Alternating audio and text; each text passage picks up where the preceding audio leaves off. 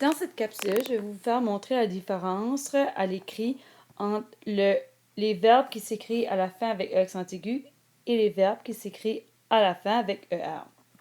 Dans les écrits, les élèves se mélangent souvent. Lorsqu'ils doivent placer E accent aigu, ils écrivent ER. Lorsqu'ils doivent placer ER, ils écrivent E accent aigu. Un petit truc qu'on peut vérifier, c'est que là, on parle seulement de verbes, on ne parle pas des noms communs. Les noms communs, on ne doit pas utiliser cette stratégie, seulement pour les accents aigus et les ER dans les verbes. Si le verbe termine par E accent aigu, ça veut dire que c'est un verbe qui a été conjugué et qu'il est au passé composé, par exemple. Ça veut dire que tous les verbes qui ont été conjugués, comme au passé composé, pourraient remplacer le verbe qui termine par accent aigu et faire du sens, comme par exemple mordu et vendu. Si le verbe est à l'infinitif, il termine avec ER, ça veut dire que c'est le nom du verbe, comme par exemple marcher, travailler, chanter. C'est le nom qu'on donne au verbe. Il n'a pas été conjugué. Ça voudrait dire que les verbes qu'on remplace par ce verbe en ER qui fonctionnerait devraient être aussi des verbes à l'infinitif, comme par exemple mordre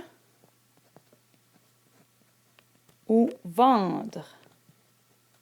Ce qui veut dire que dans ta phrase, si tu arrives à un verbe qui a accent aigu à la fin ou ER et tu n'es pas certain quel placer, tu pourrais remplacer ce mot par mordu ou vendu. Si ça fonctionne, c'est E accent aigu. Ou par mordre et vendre, si ça fonctionne, c'est ER. Je vais vous donner un exemple. Mon ami est allé au magasin.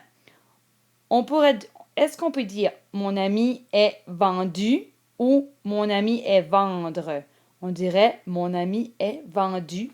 Et puis là, je sais que la phrase ne ferait pas de sens avec le fait que c'est vendu, mais c'est ce qui fait le plus de sens à nos oreilles. C'est ce qu'on dirait si cette phrase-là pourrait être dite.